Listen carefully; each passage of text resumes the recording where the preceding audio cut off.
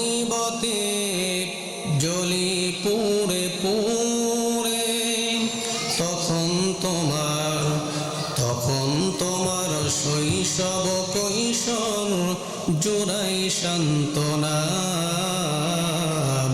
রাসূল আমার কাজে কর্মের অনুপ্রেরণা, রাসূল আমার কাজে কর্মের অনুপ্রেরণা, রাসূল আমার ভালোবাসা, রাসূল আমার আলো আশা, রাসূল আমার প্রেম বিরহের মূল আলোচনা,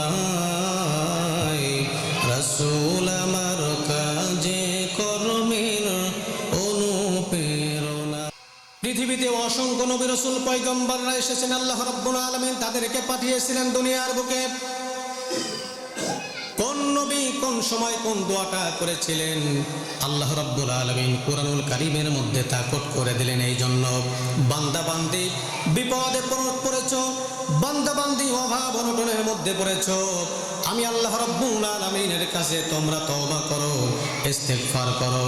আমি আল্লাহ রাব্বুল আলামিন তোর तमाम জিন্দেগির গুনাহগুলো মাফ করে দিয়ে, ও বান্দা বান্দি তোমাদেরকে নিষ্পাপ মাসুম বাচ্চারা যেমন গুনাহ থাকে না, আমি আল্লাহ রাব্বুল আলামিন তেমন নিষ্পাপ মাসুম বাচ্চার মতো তোমাদেরকে বানিয়ে দেব। চিৎকার মেরে বলুন না সুবহানাল্লাহ। আমার ভাইরা, আল্লাহ রাব্বুল আলামিন কুরআনুল কারীমের মধ্যে কোন নবী কোন দোয়া করেছিলেন আল্লাহ রাব্বুল আলামিন সুন্দর করে তা তুলে ধরেছেন। আমার বন্ধুগণ, আমাদের নবীর নাম কি বলেন? হযরত মুহাম্মদুর রাসূলুল্লাহ। জোরে বলুন সাল্লাল্লাহু আলাইহি ওয়াসাল্লাম। তিনি সারাটা জীবন কোন দোয়া করলেন আল্লাহ রাব্বুল আলামিন কুরআনুল কারীমের মধ্যে তা কোট করে দিলেন। আল্লাহ রাব্বুল আলামিন তিনি বললেন, রব্বানা আতিনা ফিদ দুনিয়া হাসানাতাও ওয়া ফিল আখিরাতি হাসানাতাও ওয়া কিনা আযাবান নার। পড়ুন আল্লাহু আকবার। পারেন না সবাই?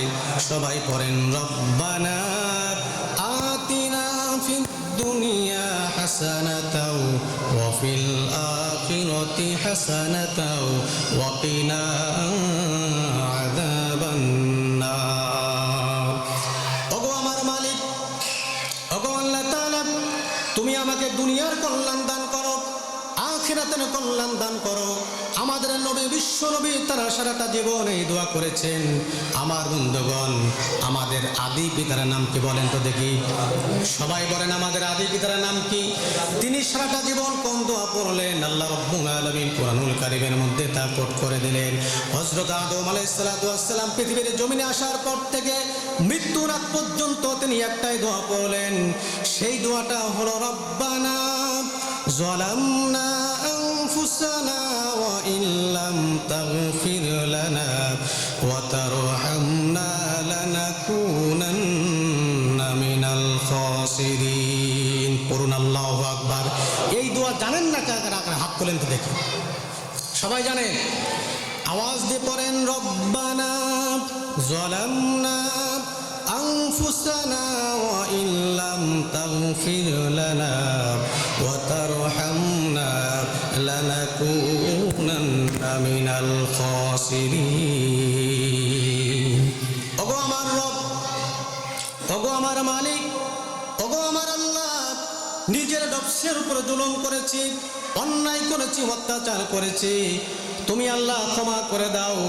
এভাবে বারংবার যখন আদম আলাইহিস সালাতু ওয়াস সালাম আর হাওয়া আলাইহিস সালাতু ওয়াস সালাম দোয়া করতে লাগলেন, আল্লাহ রাব্বুল আলামিন একটা সময় বললেন, ওগো আদম আর হাওয়া, শুনে রাখো, এমন নবীর নাম নিয়ে তোমরা দোয়া করেছো, আমি আল্লাহ রাব্বুল আলামিন তোমাদের দোয়া খানা কবুল করে নিলাম। চিৎকার মেরে বলুন না সুবহানাল্লাহ। আমার ভাইরা, একজন নবী মাছের পেটে গিয়েছিল। জোরে বলেন তো দেখি, সেই নবীর নাম কি? জোরে বলেন, নাম কি? ইউনুস। একটা দুইটা অন্ধকার নয় আমার ভাইরা, চারটা অন্ধকারের মধ্যে আল্লাহ রাব্বুল আলামিন তাকে ফেলে দিলেন। যেই মাছটা তাকে গিলে খেয়েছিল ওই মাছ আর একটা মাছকে খেয়ে ফেললো।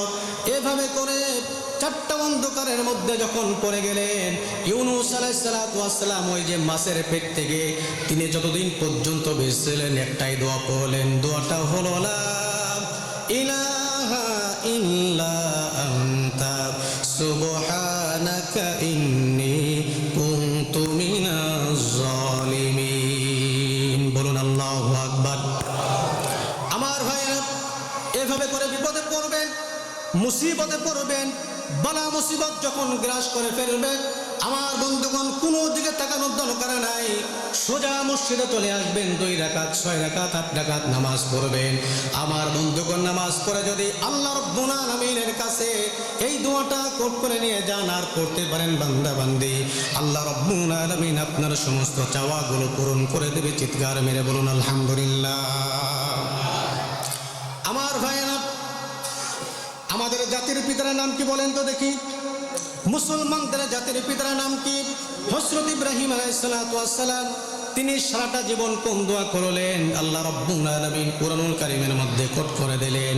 আল্লাহ রাব্বুল আলামিন বললেন, ও আমার বান্দা বান্দি শোনো, আমার পয়গম্বর ইব্রাহিম আলাইহিস সালাতু ওয়াস সালাম তিনি যেই দোয়াটা করলেন, রব্বানা তাকাব্বাল মিন্না ইন্নাকা আনতাস সামিউল আলিম ওয়া তুব আলাইনা ইন্নাকা আনতাত তাওয়াবুর রহিম। এভাবে করে আল্লাহ রাব্বুল আলামিন দামি দামি নবীদের দোয়া আল্লাহ রাব্বুল আলামিন কুরআনুল কারীমের মধ্যে কোট করে দিলেন। কেন?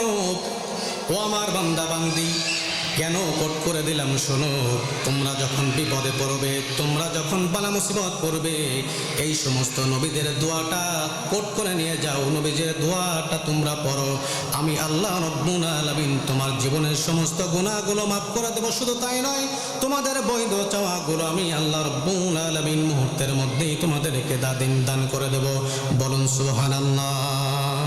প্রিয় ভাইরা, তাহলে 1 নম্বর আমল কি? এই তো মাশাআল্লাহ, কি করা? তওবা করা। জোরে বলেন, কি করা? তওবা করা। আল্লাহ রাসূল বলেছেন, শোনো, আল্লাহ রাসূল বলেছেন, মসজিদ নববীতে যদি 1 রাকাত নামাজ পড়া হয়, আল্লাহ রাব্বুল আলামিন 1 রাকাত 2 রাকাত নামাজের সওয়াব নয়, 50,000 রাকাত নামাজের সওয়াব দিয়ে দেয়। চিৎকার মেরে বলুন না সুবহানাল্লাহ। আমার ভাইরা, এখানে অনেক হাজী সাহেব আছে নাকি নাই? আমার বন্ধুগণ, সেই মসজিদ নববীতে আল্লাহ রাসূল সাহাবায়ে কিরামদেরকে নিয়ে এভাবে যখন ওয়াজ করতেছিলেন, একজন মহিলা এসে ডাক দিয়ে বললেন, নবীজি, আমি জিনা করেছি, ভুলবশত আমার আপনি বিচারটা করে দেন। আমার বন্ধুগণ, বিশ্ব নবীজির মুখটা বাম দিকে করলেন, ওই মহিলাটা আবার বাম দিকে গেলেন, বিশ্ব নবীজি তার মুখটা ডান পাশে করলেন, মহিলাটা ডান পাশে গেল। আমার ভাইরা একই কথা বলল। এবার আমার নবীজি মুখটা পিছন দিকে করলেন, মহিলাটা ঘুরে এসে আবার পিছন দিকে করল। আমার নবীজি ডাক দিয়ে বললেন, মহিলা শোনো, তুমি যে জেনা করেছো, জেনা করার কারণে তোমার পেটের মধ্যে কি কোনো সন্তান জন্মগ্রহণ করেছে নাকি? মহিলাটা ডাক দিয়ে বললেন, ইয়া রাসূলুল্লাহ, ইয়া হাবিবাল্লাহ, আমি ভুলবশত জেনা করেছি, আমার পেটের মধ্যে সন্তান জন্মগ্রহণ করেছে। আমার বন্ধুগণ, আমার নবীজি ডাক দিয়ে বললেন, মহিলা রে শোনো, তুমি অপরাধ করেছো, তুমি পাপের কাজ করেছো, তোমার সন্তান তো কোনো পাপের কাজ করে নাই। মহিলা, তোমার সন্তানের উপর আমি বেইনসাফি করতে চাই না, তোমার সন্তান এই পৃথিবীর জমিনে আসুক, এরপরে তোমার বিচার করে দেব। জোরে কন্যা সুবহানাল্লাহ। আমার ভাইরা, মহিলাকে সান্ত্বনা দিয়ে আল্লাহ রাসূল বললেন, ও আমার মহিলা সাহাবিয়া শোনো, তুমি তোমার বাড়িতে চলে যাও। আমার ভাইরা, এবার মহিলা সাহাবিয়া বাড়িতে চলে আসলেন। দিনেও আল্লাহ রাব্বুল আলামিনের দরবারে মাপ চাই, রাতেও আল্লাহ রাব্বুল আলামিনের দরবারে মাপ চাই। আমার বন্ধুগণ, সব সময় মাপ চাই কার দরবারে? জোরে বলুন তো দেখি, কার দরবারে? আমার বন্ধুগণ, 1 মাস 2 মাস করতে করতে ওই মহিলাটার সন্তান যখন জন্মগ্রহণ করলো, ওই নবজাতক সন্তানকে নিয়ে আমার নবীজির দরবারে আসলেন। ইয়া রাসূলুল্লাহ, ইয়া হাবিবাল্লাহ, এই যে আমার সন্তান হয়েছে।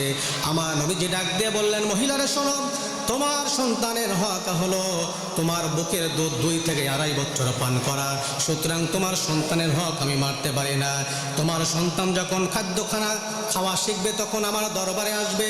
মহিলাটা আবার কাঁদতে কাঁদতে বাড়িতে চলে যায়। আমার বন্ধুগণ, মহিলাটা এবার দোয়া করলেন আল্লাহ রাব্বুল আলামিনের দরবারে। আমার বন্ধুগণ, কয়েক মাস যেতে না যেতেই ওই সন্তানের হাতে শক্ত কিছু খাবার দিয়ে আমার নবীজির দরবারে আসলেন। ইয়া রাসূলুল্লাহ, ইয়া হাবিবাল্লাহ, এই যে আমার সন্তান এখন শক্ত কিছু খাইতে পারে, নবীজি আমার বিচারটা করে দেন।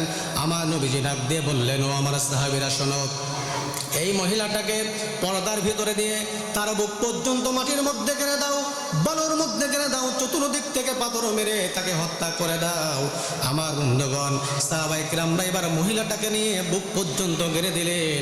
চতুর্দিক থেকে যখন পাথর মারা হচ্ছে, আমার বন্ধুগণ এক পর্যায়ে ছটফট করতে করতে করতে করতে ওই মহিলাটা মারা গেল। ওই মহিলার রক্ত হযরত আবু বকর রাদিয়াল্লাহু তাআলা আনহুর জামার মধ্যে এসে লাগলেন, শরীরে লাগলেন। হযরত আবু বকর রাদিয়াল্লাহু তাআলা আনহু ভৎসনা দিতে লাগলেন, মহিলাটাকে গালিগালাজ করতে লাগলেন, ভৎসনা দিতে লাগলেন। আল্লাহ রাসূল ডাক দিয়ে বললেন, ও আবু বকর শোনো, এই মহিলাটাকে তুমি ভৎসনা দিও না, গালিগালাজ করো না রে আবু বকর। এই মহিলাটার তওবা আমার আল্লাহ রাব্বুল আলামিন এমন ভাবে কবুল করে নিয়েছে। এই মহিলাটার তওবা যদি মদিনার সমস্ত মানুষের উপর এই মহিলার তওবার সওয়াব যদি বন্টন করে দেওয়া হয়, মদিনার সবগুলো মানুষকে আল্লাহ রাব্বুল আলামিন মাফ করে দিবে। চিল্লায় বলুন না সুবহানাল্লাহ। এই জন্য আমার ভাইরা, গুনাহ করেছেন নিরাশ হয়ে যান না, অপরাধ করেছেন হতাশ হয়েন না। আল্লাহ রাব্বুল আলামিন তিনি ডাক দিয়ে বলেছেন, লা তাকুনাতু মির রাহমাতিল্লাহ ইন্নাল্লাহা ইয়াগফিরুদ যুনুবা জামিআ ইন্নাহু হুয়াল গফুরুর রহিম। বলুন আল্লাহু আকবার। ও বান্দা, ও বান্দি, নিরাশ হয়ে যেও না, হতাশ হয়ে যেও না। আমি তোমার রব, আমার কাছে মাপ চাও, আমি আল্লাহ রাব্বুল আলামিন তোমাদের তামাম জিন্দেগির গুনাহগুলো মাফ করে দেব। সুবহানাল্লাহ বলে। এক নম্বর আমল কি? বিরক্ত হচ্ছেন ভাই? এক নম্বর আমল কি? তওবা। এবার 2 নম্বর আমল হলো আগামীকাল একটি রোজা রাখবেন। জোরে বলেন সুবহানাল্লাহ। কয়টা রোজা? শবে বরাতের অনেকে আপনারা 3টা রোজা রেখেছেন, আলহামদুলিল্লাহ। যারা 3টাও রাখেননি, অন্ততপক্ষে একটি রোজা আগামীকাল রাখবেন। রাখবেন তো ইনশাল্লাহ? রাখবেন তো ইনশাল্লাহ? এই রোজার দ্বারা মানুষের মনের থেকে অহংকারী তাকব্বরে আল্লাহ রাব্বুল আলামিন দূর করে দেয়। ঠিক কিনা বন্ধুগণ? শুধু তাই নয় আমার ভাইয়েরা, রোজার ব্যাপারে আল্লাহ রাসূল বলেছেন যে শোনো, হযরত যায়েদ ইবনে উসামা রাদিয়াল্লাহু তাআলা আনহু বিশ্ব নবীজির কাছে এসে ডাক দিয়ে বললেন, ইয়া রাসূলুল্লাহ, ইয়া হাবিবাল্লাহ, আপনি যে অন্যান্য মাসে যেই পরিমাণ রোজা রাখেন না, শাবান মাসে এত পরিমাণ অধিক পরিমাণ রোজা রাখেন, তার কারণটা কি? আল্লাহ রাসূল বলেছেন, ও আমার সাহাবীরা শোনো, ও আমার সাহাবীরা শোনো, এই শাবান মাসে বান্দা বান্দির আমল নামাগুলো যায় কার কাছে? জোরে বলেন, যায় কার কাছে? ফেরেশতাদের মাধ্যমে আল্লাহ রাব্বুল আলামিনের কাছে বান্দা বান্দির আমল নামাগুলো যায়। আমি নবীজি আশা করি আমার আমল নামাটা যেন এমন অবস্থায় যাক তখন আমি রোজাদার। সুবহানাল্লাহ বলে। রাখবেন তো সবাই ইনশাল্লাহ? আমল হলো 2টা। জোরে বলেন কয়টা? আজকে রাত ইবাদত বন্দেগী করে আল্লাহর কাছে মাপ চাবেন এবং আগামীকাল একটি রোজা রাখবেন। জোরে বলুন ইনশাআল্লাহ।